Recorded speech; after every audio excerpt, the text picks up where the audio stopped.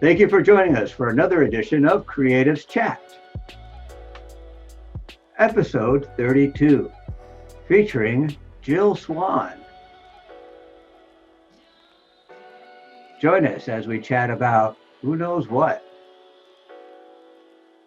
Our show shall begin now. Perfect. Streaming from Retro Earth Studio and brought to you by wearehistorically.com, Conscious Human Apparel, and Learn to play jazz piano like a pro, by a pro, with Jazz Piano Pro Essentials at jazzpianopro.com.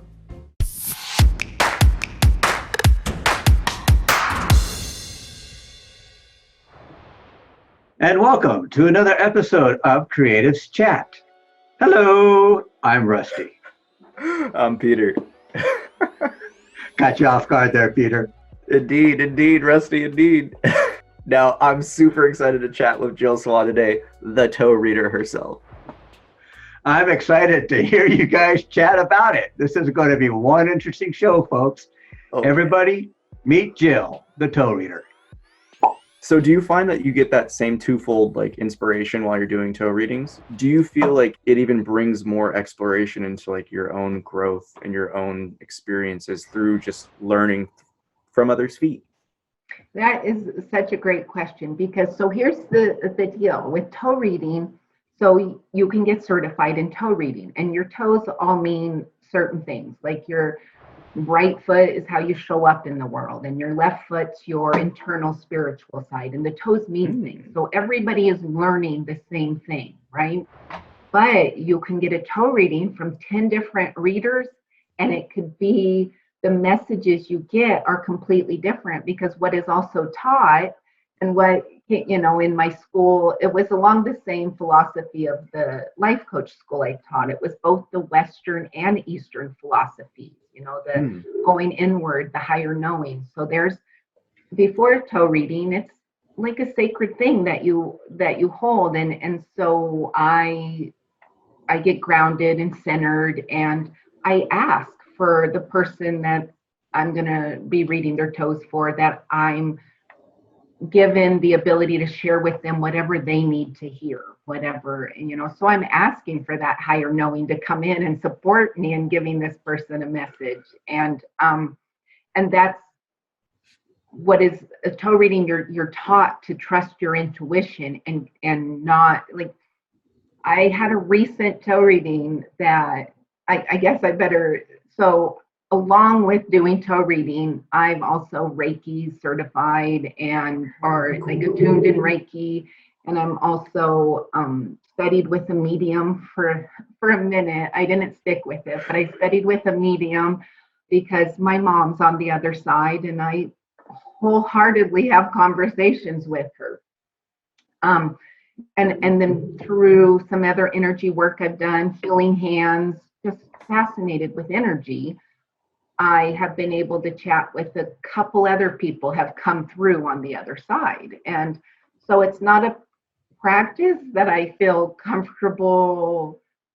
No, sometimes I can really meditate, really get into a space and call my mom in. But the other ones, they show up, I could count on one hand. It's not often or whatever. And so I recently had a toe reading where we're doing the reading, and someone came in from the other side that wanted me to convey a message to the person I was reading for.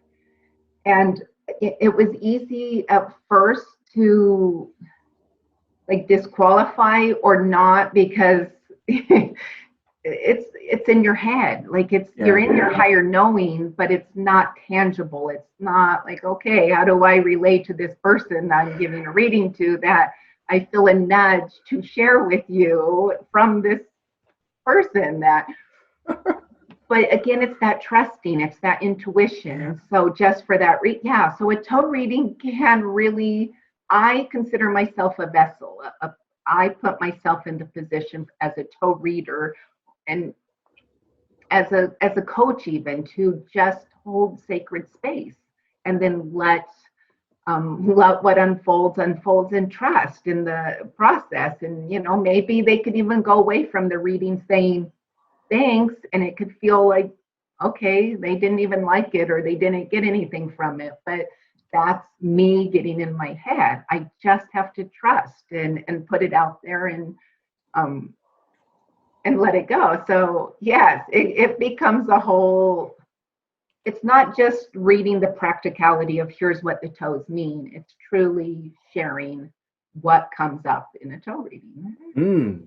Mm. I love the insights because it just opens up another realm where it's when you let life flow through you. It's, Yes. you touched on it as that vessel, but when you just let that divine inspiration just effortlessly go, beautiful things come from it that are so beyond the imagination and what the mind can comprehend. And you have those miracles that just happen. And I think that's such a beautiful experience to touch on. Like, so in your energy work and your development, what has been one of the most powerful tools for you, especially with kind of like a lot of these upcoming shifts and this kind of like transformative time that's happening? How have you really handled this with your own energy system? Um, Sometimes I don't. And I think that's what's fascinating. The thing that, like, we're here having this human experience. Like, we are human having a human experience. And sometimes I will get caught up in it's like anything. It's like traffic. You're in traffic and you get cut off you can be like, oh, like, okay, that person may be heading to the hospital. Their wife may be about to have a baby. Who knows? Just let it be. Like, they need to get there quicker than me. Let them have and just be in your peace. That's when you're centered and grounded and you're not letting someone else who isn't giving you another thought. They're just, but instead it's like, I put my energy on, oh, how dare they, and I find when I get wound up about something as simple that has nothing to do with me, something as someone cutting you off on a highway, it sets the tone. Like, I'm off center. I'm not in my space. I'm not in my truth. But I find it's easy for me to get in that space when I'm annoyed at something that's going on in my life, and so then I'm like, oh, look, I can blame this random person on the highway for all my bad week, my bad month, my bad life. I could, it's not taking my own, like, I believe we all create our life. Like, the stuff that happens is by our creation. And so to answer your question, like, there's times where I could go a whole week where I'm like completely caught up in this human experience and blaming all my outside forces for my terrible week or whatever. And then I'll have a aha moment where it's like, how am I contributing to my annoyance, my bad week? And as soon as I call it back to myself, it's like, oh, I got tools. Go. Have you meditated? Have you, hey, you haven't made, so a meditation practice for me is amazing. I, light the candles, I do the sage, I have a whole practice. I just love to sit with, and let the thoughts roam, kind of give them, I have friends who say it's hard to meditate, and I'm like, there's no right or wrong way. If you got a lot of thoughts coming up, sit with them. Just don't attach to it. Let them. And so I'll sit. If my mind's really busy, I just give it space to kind of run and be like, oh, that's an interesting thought. Look there. And it's so I think to answer your question, I'm appreciating that I'm human and I'm allowed, like, I've chosen to have this human experience. So I'm going to get mad, or I'm going to get sad, or I'm going to get annoyed. But then it's like, well, what am I going to attach to it? How much weight am I putting on this? Do I prefer to be happy? Do I prefer to be sad? And so it's, if I'm having a bad week, I'll step back and be like, what could bring me more joy? What could, And yeah, so it's just the awareness, but it's also appreciation of being human and not beating myself up for not being in my zen, or not being like, oh, you haven't been doing your meditation practice. It's just kind of been, the human experience to me is so fascinating. Right? Because I wholeheartedly believe we are spiritual beings having this human experience. And Yeah. so, but we get caught up like the human experience is the end all. Like, this is it. All we got is this human experience, and that it's really going to matter what I drove or where I lived, or like, none of that matters. And we put so much weight on it. So I think for me, like, I'm here having the human experience. So if I'm having a bad day and I want to eat ice cream, I just let myself eat the ice cream. But I also am like, if it's like, okay, choosing how I want to feel, and realizing if I'm choosing to feel cranky, then I'm good with it. I'm like, I am literally going to be cranky right now, and own that. And then when I'm tired of it, going back to the practices of, let me check in and see how I'm contributing to my crankiness. Yeah. Oh, Jill, I love that. No, I think there's nothing more important than for people to really understand that, like, spirituality or spiritual practice, it's whatever you want, but most importantly, what really resonated with me is that it comes back to that universal law of free will. Where it's the free will, we're each god and goddesses of creation, like, we can manifest whatever we want, but we have to give ourselves permission first. So I think just that there's such, you listeners, you viewers out there, there's such a profound truth with the subtlety of that statement, where it's, I give myself permission to be human, and it's just like, yes, I really hope people take that one to heart, because think about everything that happens in our lives. Do we give ourselves permission to heal? Do we give ourselves permission to grieve? Do we give ourselves permission to love ourselves, to love others, to be happy? There's so much in this world that could be just drastically shifted if we gave ourselves permission to really just embrace it and accept it and be aware of it. Oh, I love it. Right. I love, and also the comparison. That's the other really interesting thing, is not comparing one's life with someone else's life. I think when you really are able to be with your truth, what makes you happy, where you find your joy, and be in that, like, the comparison falls away, because there's certain things in my life that I think, oh, I should be doing differently, or should be on a different level somehow. But when I go back and realize this is my journey, my life, even if you climb a mountaintop and get to the top of the mountain, there's going to be more mountains. So it's just trusting the journey. Like, there's really no destination. It's just enjoy this human experience we came here to have. Love it. I love it. Well, what brought you to the point where you realized, like, oh, wow, I love meditation. I do enjoy this practice.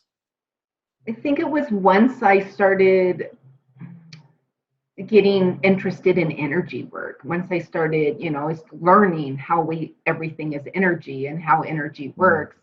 And I went to a meditation group when I became interested in meditation, because I was one of those people who thought you have to sit quietly, and I don't know what I thought, but it, like, it seemed like a lot, because my mind was never quiet. And I went to this meetup group that I found on meditation. So I went there and I sat through this meditation, and it was interesting because the tools it gave, it had this like countdown where it did the 1, 2, 3, and I'm like, it worked at that time for me to be like, oh, focus on the breath and the numbers, but later people asked questions after the class, and someone, it was such a rigid, this is how you meditate, you have to have quiet and nobody around, and one person said you have to turn your phone off and all this, and one person said, I go outside to meditate because I like nature. And the instructor said that was wrong, because there was left too much ability for outside noise to interfere with her meditation.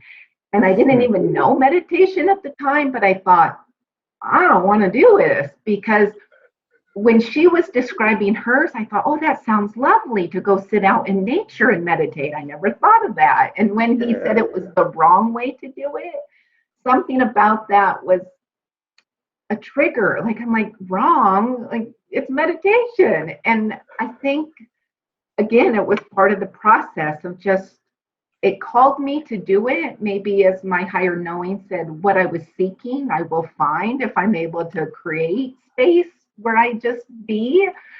And so in the process, I learned about other meditation. And now, by just creating whatever works for me personally, not someone else's truth, I can, like, stuff comes up when you get past the noise. So it should also be fun. Like, it doesn't have to be all this hard, difficult work of, leveling up in our spirituality. It's like play, like childlike play is so creative. Kids are so in their higher knowing, in their element. When you watch children play, it's like they create, they are, just, and they're in the moment. And so I think it's that, getting back to helping people, including myself, have more joy and play in their life, which is whatever that looks like again for them, giving themselves permission to have fun. And I think that's just a great way to put that too, because I think spirituality, when you really get into like the juicy wisdom nuggets of it all, it's so paradoxical. And especially from how when we started off, like your meditation story really resonated with me, because I was kind of taught a very technical, systematic protocol to meditation. And like, as I was reading the books, I was talking to some other people, I was like, this is a bunch of malarkey. This is nonsense. And it comes back to that point where it's like, when there's a right or a wrong, I've come to know and realize that the more I kind of break these spiritual understandings and push the grain of what we know and what we say is proper, Western or Eastern thought, that life is really just has the greatest sense of humor. That you don't need the immense discipline. It's not necessarily like a military style discipline to really be here in the present. It's just more of an acceptance and letting go, and not holding on to all the internal stuff, but really just recognizing the lessons from everything. That's how we truly learn and live and forget. Like, there's so many things that we were conditioned to believe is true that spirituality squashes so fast once you experience it. And there's no greater testament than children. I think that we grow up, we're meant to kind of have that taste of what it means to just be pure, and then we somehow lose it during our teenage hormonal years. Some people stay with it the rest of their days here in this plane. But when we come back to those awakenings and we remember, we just I call it the jackets of conditioning or personhood. When we take off those jackets and remove those layers, we're just like, oh, this is what the breeze feels like. I remember this. And it's always exactly what we felt like when we were kids. So it's like, the spiritual paradox with spirituality is, you think that the further you kind of develop and heal yourself and go in this and inner looking, that you become like a monk. You're super stoic. You're like emotionless. You're nothing. But I've just found it makes life so much more fun and dynamic and free again. I don't know. Right. And it's like, it's the balance, because the balance of anything, cookies are good and yummy, but too many of them is excess. It's like excess of anything. It's finding the balance in one's life. It's not, but I believe it can have such ease and flow to it when you're living your life from your truth and not with all these downloads you're getting that aren't your true North Star. It's coming from, family or society or all these shoulds and whatnot. And for me personally, it was like, I didn't even understand that it was coming from society or my upbringing or whatnot. I thought it was me. I thought, so it's, there's a, like, it's interesting how for like taking those jackets off, it's not as simple as taking all your jackets off. It's like you have to learn that you're wearing too many jackets to even be able to, right? Like, you're like, my God, this is a lot of jackets I'm wearing and it's really hot, but you don't realize you can take them off. Like, you think they're a part of you, right? Yeah, And so you yeah. have to learn and or realize, wait, this isn't even my jacket. Like I can take it off. And not beating yourself up over it. I feel like that's Yeah, one of the things that I find is a huge challenge for a lot of people is like just being able to embrace that it's like, no, that wasn't you, and it's okay that that's what you did. Like that's your process. It brought you here. Like, right. That's part of, like, it's so interesting because again the nudges, the and one of the things about toe reading that I love is that you're kind of shedding a light on, hey, here's a jacket you're wearing, here's, you can take it off if you want, mm, mm, right? the And good times so rolling.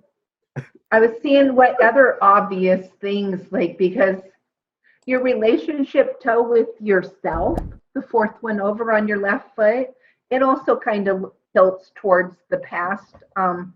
It feels like it's a little bit more like it hugs the ground on the bottom. You might still have a tendency to be a little harder on yourself than necessary.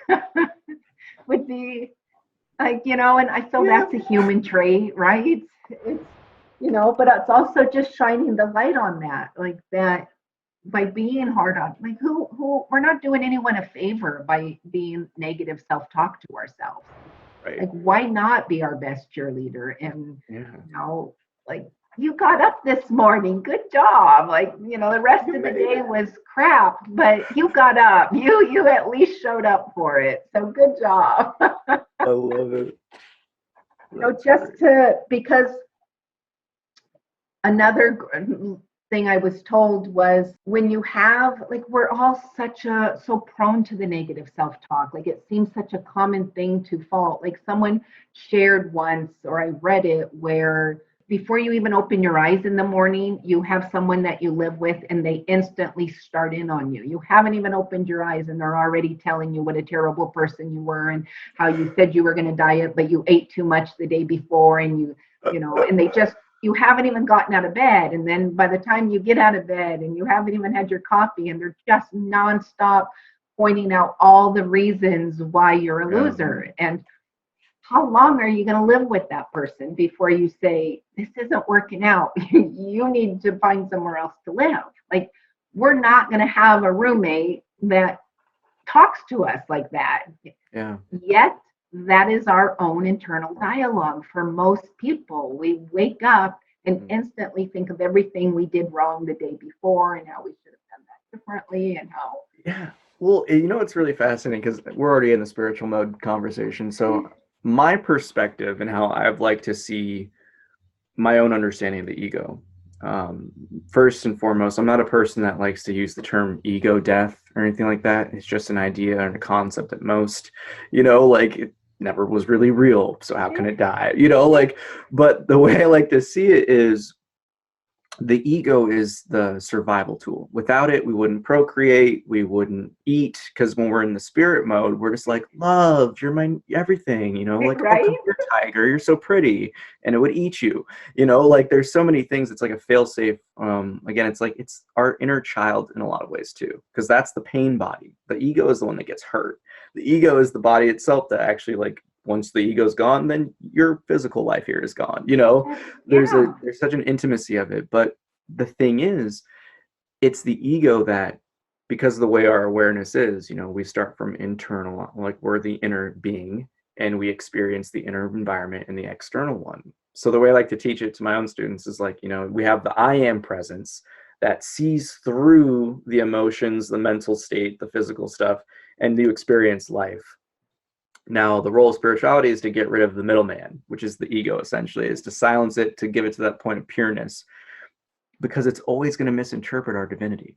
And until we recognize that, that's kind of the games it keeps playing, is when we talk about like the lack of worth. Like, everyone has such low worthiness in this world. And it's something that I've experienced and seen firsthand through students. And it's because we're each divine, perfect beings in this temporary experience, being like nothing as is how it is on the other side. Essentially, is like our intuitional knowing, like there is something wrong here. Or I like to akin it to that feeling of more, how people are always wanting to feed the ego, where it's just like, yeah, because our true infinite self is just that, infinite. It's everything. It's all encompassing. there's a reason why we want more, is because that's what we are, is everything. So like, even when we're talking about all this stuff with, you know, the personal relationships and the how you're showing up in the world versus how you're showing up for yourself, it's so fascinating to see that like the journey of the ego's healing, the journey of like the awakening, like the having the spiritual being unfold, literally is painted out on your feet. Like Yeah, that blows right. my mind. I know, it did me too, which is why I love talking toes. It is the coolest thing, isn't it? And Crazy. In a it's good way, obviously. interesting Like, because, like I said, there's intuition behind it. When you're giving a reading, you know, you're holding that space, and so reading my own toes, it's funny because our toes change. Our toes can even change in a reading. They can change that quickly.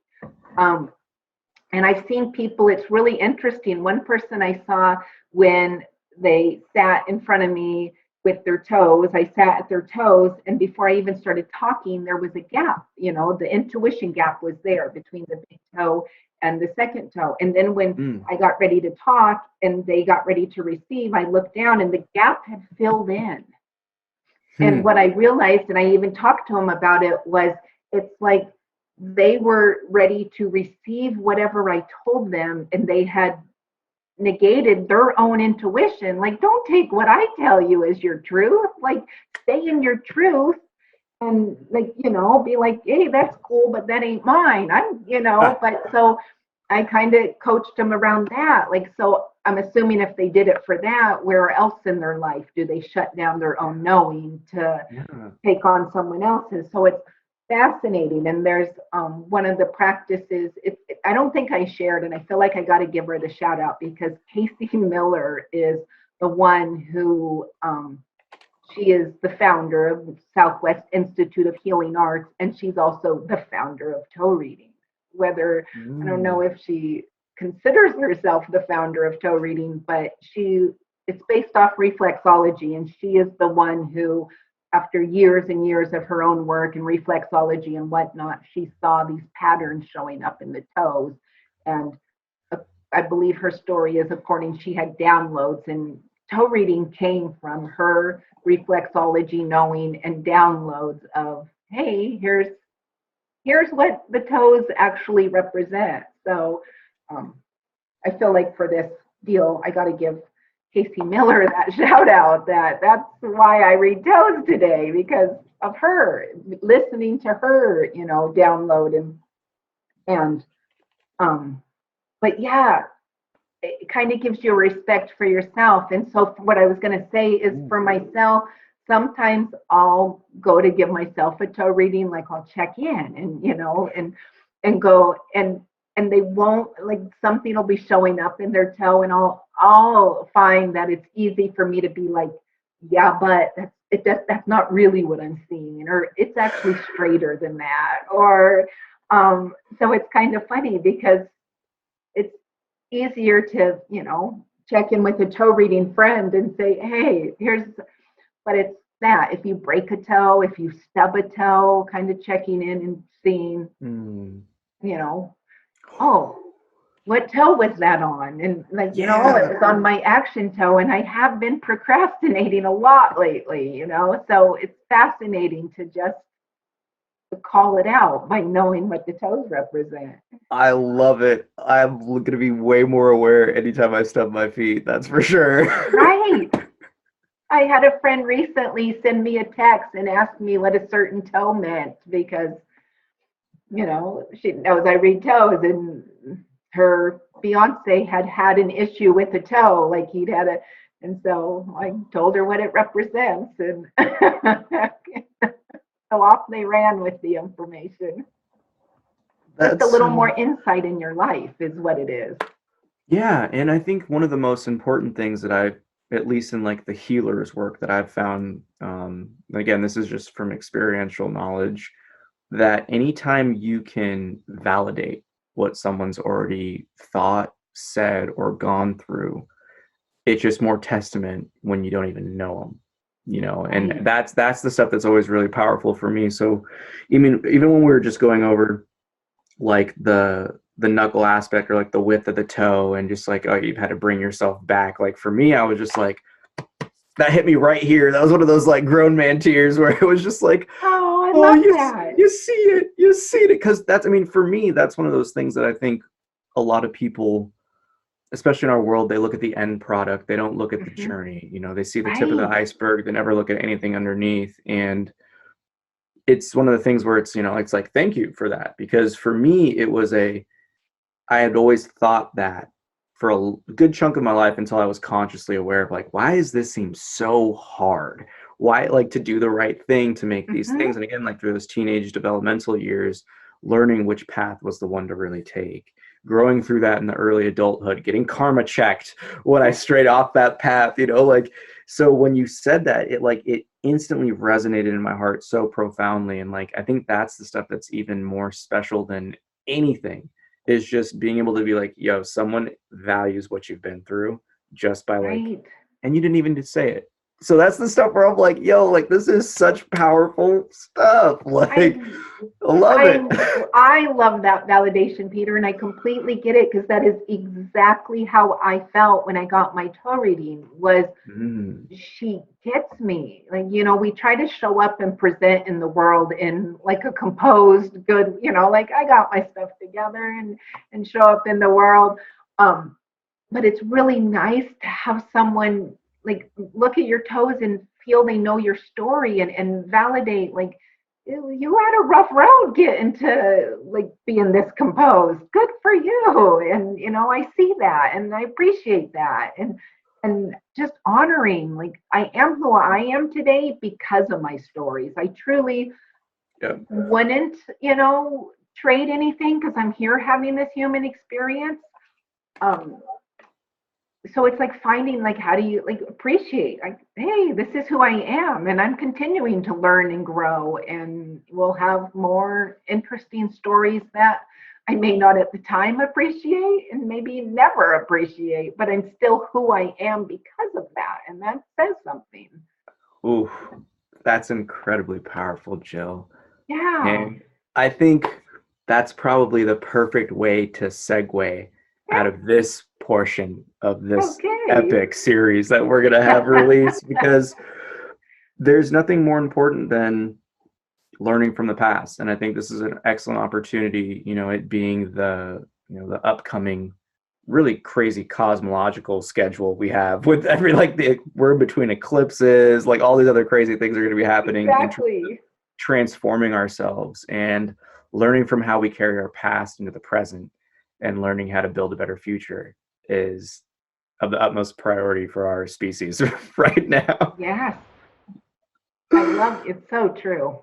How spirituality and your adventure and journey down this path not only changed your life, but what would be like your sales pitch to really have others, because you said meditation is a great practice. Everyone should try it. Like, what are some spiritual focused things and healing paths that you would recommend towards people? You know, Great question, Peter. But it's also so part of what I want to help people with, or a huge part of it, is helping them be in their own truth, right? Mm, Helping people um, just shed all the layers. Um, Sometimes we're living a life that we could be happy, we could be like this is great, but mm, it's like okay, but are you at your optimal? Are you like if you were going to die tomorrow, would you have regrets? And if so, then you might die tomorrow, so let's work on that. So for me, it would be how to help someone is really to have a conversation with them on what their personal, because we're all so diverse and different. And I think that's part of going mm, back to how society puts us all in the same box, that we should, work a 40 plus hour a week job until someday we retire and then we get to mm, live and then we hope we don't die before we retire and the whole deal. And it's like checking in and having a conversation with someone about kind of giving them permission to dive in and truly feel what would bring them the most joy. And people do have a tendency, when you ask them, what would your ideal day look like? Like, that question alone is a tough question for some people. What would your ideal day look like? And they're like, well, I mean, like, I can't have my ideal day because X, Y, and Z. And it's like, I didn't ask you if you could have it. I asked you what it would look like. And it's just sometimes helping someone give themselves permission to dream, to feel, well, okay, what would because we block that. We're like, well, I can't have that, so I'm not even going to go there. And so mine would be just asking to help someone on their spiritual journey. It would simply be, what would having the most joy in your life look like? And helping them answer from their truth, instead of, I did this exercise with someone really special to me in my life, and he answered and he started sharing about other people. Well, they do this, or I don't like that. And I just kept calmly being like, that's great, thanks but I asked you about you. and it's because it's so, for some people, not natural to give their personal truth. They don't even know how. So it's helping them peel back the layers, and truly, sometimes it even surprises them, what comes out of their mouth. And then they quickly follow it up with the negate, but I can't have that because of X, Y, and Z. And then, that's where the work is. Love it. I can't escape the realm of understanding, in this sense, where I got to bring it back to a simple truth of one of the biggest themes I've seen throughout this conversation thus far. And I have my notes that I highlight and I do my little writings in for everything. And I think it's hilarious when I always wear a shirt, just how things tend to come up. But I find that the theme of compassion and the truth of compassion is one of your greatest strengths, as everything that I hear from you and everything that you've said, and just where you jump to initially with all of your responses to these questions is always such a profound space of love. It's always, I think that's something that's incredibly important just to highlight, because it goes to show the testament of the healing that you're capable of and the insights that you bring, and kind of what life's been teaching you. And it's that sense of holding space, letting people be their most genuine selves, valuing your own truths, and really being courageous enough to go on that journey of self-love and exploration. I just want to highlight and just say, again, you're a compassionate spiritual warrior. I love it. I love it too. I want to hire you as my PR manager, and that was beautiful. Thank you so much, Peter. I say it's a tagline in the show. Real recognizes real. Some think it's a cheesy saying, but it's something that, when Rusty was talking to me about hey, so I got an idea for a guest on the show, and the whole toe reading thing came up. It's been a very enlightening experience chatting with you about this stuff, because it's so much more than just hearing about how the toes are arranged and what it means. I didn't understand and fully recognize, or I guess I could even say comprehend, the depth of the spiritual knowing that you have in your work with all this, and how it's a little bit combined with channeling and really just tapping into the flow of inspirations. Well, because it just goes to show how many more things open up when we really do dive deep and remove these layers of what we thought we knew of reality, ourselves, life, and how I almost like to think about it kind of like atmospheric pressure. We create such a high density system that nothing can get in here, but the moment we let it go, everything just comes rushing in at once. And it's just oh, this is ridiculous. I didn't expect this. So right? In terms of the energy, though, I'm always curious just to kind of, gain another puzzle piece to the great mystery called life. How do you feel energy in terms of working with others? And how do you feel these types of energies of spirit, of those beyond this current phase? Is it a physical, or is it that emotional? Right, exactly. I know. because it's so interesting. It's sometimes there's no words to describe it. So for me, the energy with people here, I'm I'm an empath in the sense of, and I didn't really know what that was. So I would be with people and I'd be like my right knee would just like hurt, and then I would be like something would come up in the conversation and the person would have like a really pain, and I'd be like, oh my God, I'm feeling your pain. And I would feel people's pain in that way. And I remember saying to someone, they had a headache, and I was like, right, it's in the back of your head and it's really intense. It's like a pinching, right? And like I feel it too. I feel your head. And I thought I was like really giving some profound info because I could feel their headache. And they said, how does that help me? And I was like, oh, I don't know. And so that kind of was, at the time, I didn't really, I just thought it fascinating that I could feel certain things of people's actual, what they were feeling. And I think it wasn't until years later and starting to really do my work that, how does that help? So how can that help if I could feel? And I think that's it. I went to a psychic fair last year, and the reader, I remember I just assumed it was my emotions, my feelings. I didn't even like I wasn't aware of how to distinguish between my feelings and picking up someone else's. So she's doing this whole reading for me. It was a tarot card reading, and she's doing it, and we're talking and stuff's come up. And then I finally just shared, I'm like, I just really feel like heart heavy, like my heart hurts. And I'm not sure why, because I didn't feel that way when I came in. I don't have anything to pinpoint, but I was owning it, that it was my heavy heart. And she said, oh, I'm really sorry. I think you're picking up on mine because me and my boyfriend just broke up and I'm really having a tough time.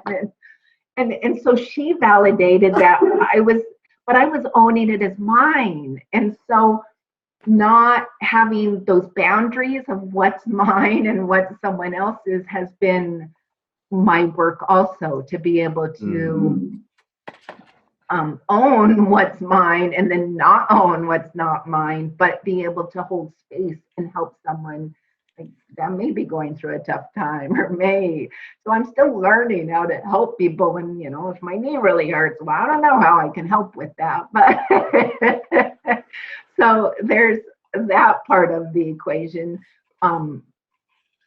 Energy, like in person too, is also, it's just a sense. Like when you walk into a room and you're like, something's off, you just know something's off. And so you kind of stand back and be like, I don't know if I want to be in this room. Like it could be a room full of people and you just, or you could also walk in and be like, this is the place to be. Like it just feels amazing. So, and I could have that even one-on-one with people where what they're saying or doing, everything is kosher and looks great on the surface, but there's just a feeling that this person is not what they're saying.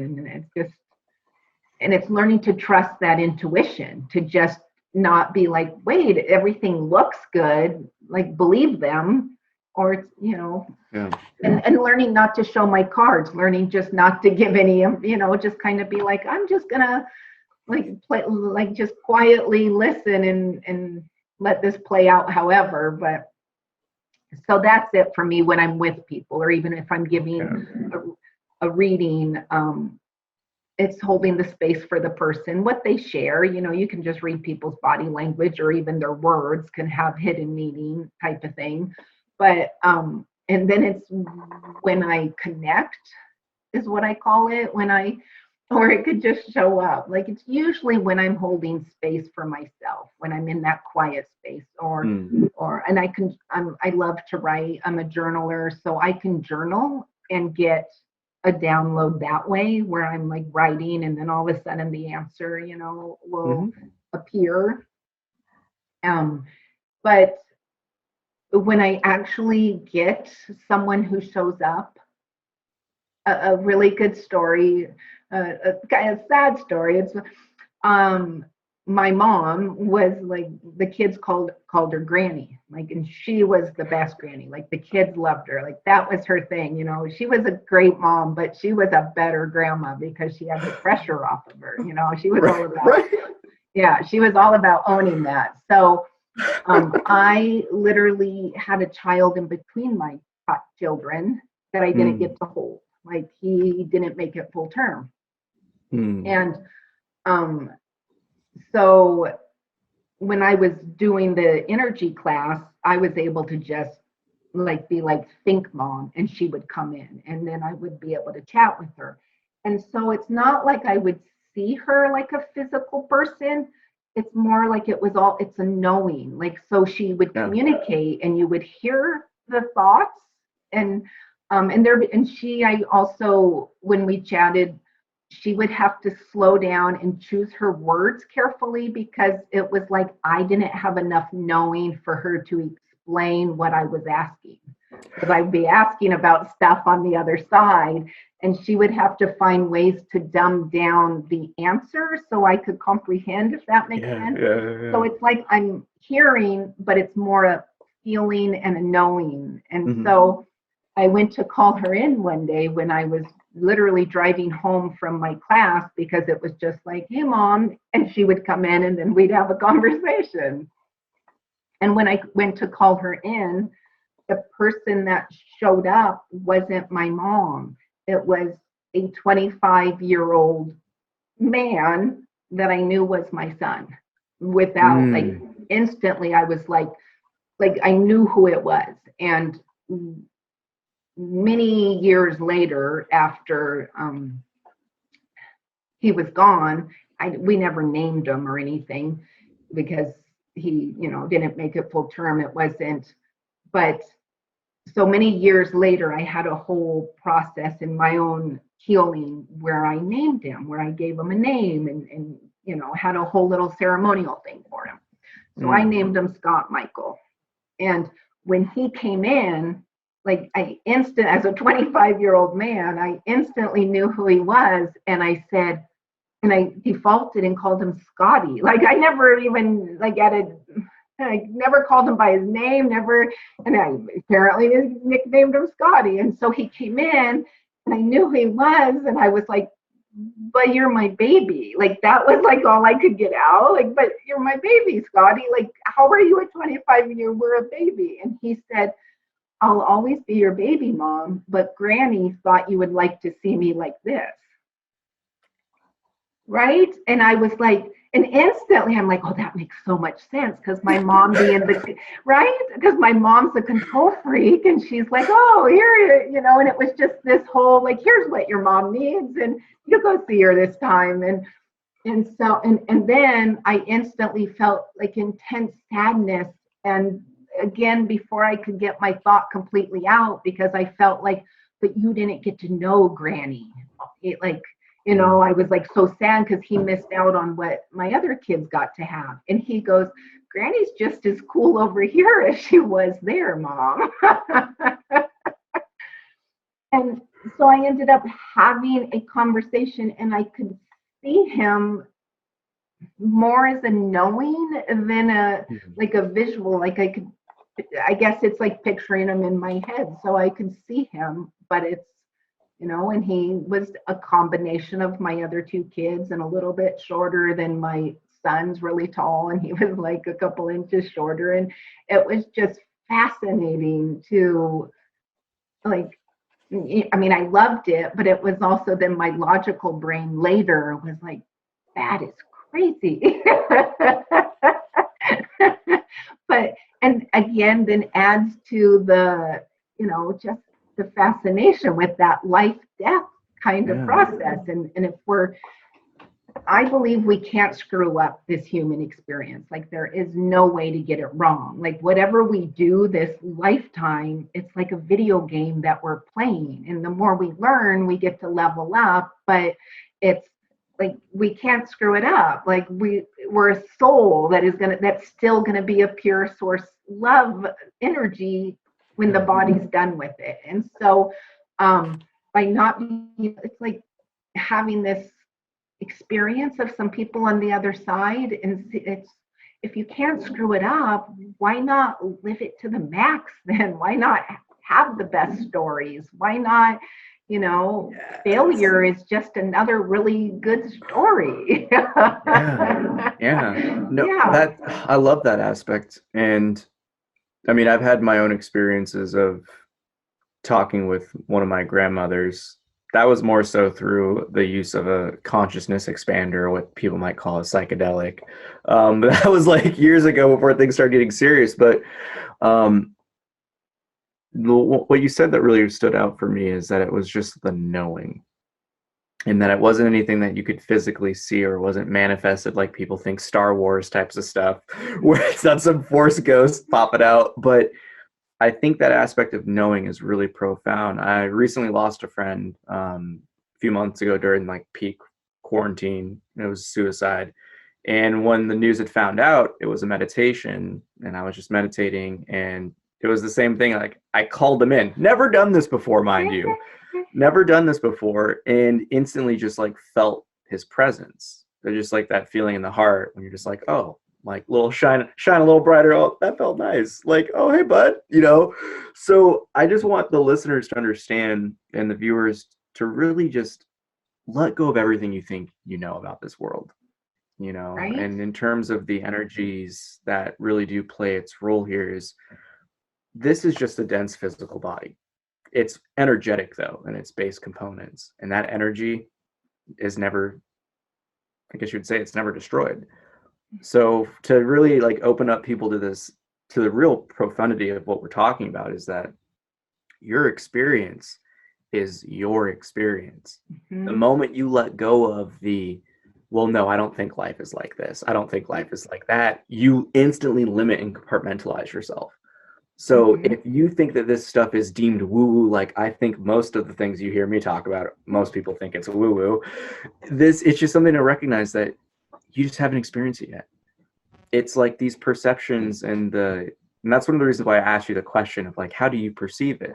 Because most people want to, lump everything into the five senses, the physical ones, but there's so many more subtle ones that we overlook that are so necessary into diving into this world of exploration. And that's why I'm really curious too, because I don't really dive into any of like I haven't had any really profound channeling experiences in the sense of like conversations and downloads, but like I do know what it's like to journal and have those thoughts, just the inspirations just flow. Or you can experience it like Rusty might know in the background of me when I'm just going off and we're just conversing with different spiritual beings, is that whenever you truly do tap into your own power, all of the limitations and veils start to collapse, and it can be really confusing. And I think it's really important that you touched on the empathetic aspect too. Like empathy, like I can't tell you how many people right now are empaths and don't even realize it, but they're always in pain. But it took me, gosh, until I was like 24 until I realized, oh, that wasn't my emotion. So it's just want everyone to know that what is getting talked about now is the same game that we're all playing, except when you do this inner work of healing, more maps get unlocked. So it's the same world, you just see different things in it. So, don't limit yourself, folks. This is real stuff. I just want to keep letting you know. And it's like something too, because it doesn't like, yeah, I love woo-woo stuff, but I not knowing that I'm an empath, or like how common I think empaths are. I went shopping with my daughter one time. She wanted some new boots, and we were at the boot store, and she found these boots she liked, and she's trying, and the sales girl and my daughter are loving these boots, and the sales girl is like, we got them in different colors, and they're just really all about these boots. Like they're loving on these boots. They were not my style. I was not looking like. I bought a pair of the boots too. Like I'm like, oh, he got them in black, and I bought these boots, not thinking anything of it. I'm thinking I love these boots too, and I couldn't. Every time I put the boots on, like I didn't, it's like putting on something that just isn't there's nothing wrong with the boots. My daughter has great taste, but they weren't my style. They weren't and I would put them on and I never would feel comfortable wearing them. I just Like it was the weirdest thing. And when I finally checked in, it was that I caught up in their love of the boots. I didn't love the boots, but they were like not my boots. And so I ended up having a friend that wore the same size as me. And I'm like, hey, and I knew they were going to be her style. And I said, hey, would you like these boots? And she goes, those are great boots. I love them. Well, let me buy them from you. And I said, no, you don't get it. It's not like, these are your boots. Like, I think I bought them for you or something, because it's just like, I'll give them to Goodwill. I'm not, so here, have them. You don't need to buy, but it was just a lesson for me to learn. And it's like, whatever works for you is your own practice on checking in, or, I have a fabulous energy teacher that I love and work with. And the wording she uses is, center of head, ground, which for that means, bring your awareness back to the center of your head and ground, so that you're in your own truth, that it's, and so whatever that looks like for people, on being able to not be caught up in the energy that's everywhere, and bring theirself even to something as simple as buying a pair of shoes. Like, is that your energy or is it someone else's? You may end up with a closet full of stuff you don't like. Ooh. Or a bunch of identities that you don't really want. And I think it's the funny thing that you said that really stood out with that is they weren't comfortable. And like, for some reason, that just like memory hold, a ton of just different avenues, insights just came in that sense of where, when we're not comfortable in our lives, it's probably one of the greatest signs of not only is what are you resisting in terms of conditioning, or what are you ignoring or taking on that isn't yours. And I think that right there is a great testament, again, just for the listeners, for the viewers themselves. I like that too. It's a great reminder to me, like, and that's like toe reading is, are you walking your truth? Are you, because it's really about like, we're showing up in this world, but are we showing up as our true self? And so I will just say this, everyone listening, thank you for watching Creatives Chat. You need to check out toereader.com, and really, you got to work with Jill. This was amazingly insightful. And no matter how long we all traverse down this great mystery called life, it's never, I guess you could say, it never ceases to amaze me with how awesome it could be. And I learned so much from talking with you today. I completely appreciated this conversation. I have loved it so much, Peter. Oh, me too. This has been great. That concludes this episode of Creatives Chat. Thank you for watching. Join us every Thursday at 3:33 p.m. Pacific Daily Time as creative minds get together and chat about who knows what. View more episodes on our YouTube channel. Don't forget to like and subscribe. Thanks again to our sponsors for making this show possible. Thank you, LoyaltyGutterServices.com and WeAreHistorically.com. Conscious Human Apparel. Hi, I'm Darius Wilrich. I'll teach you everything you need to know about playing jazz piano like a pro with my 12-week online video course and downloadable guidebook, Jazz Piano Pro Essentials. Enroll today at jazzpianopro.com. Thanks for joining us. Have a happy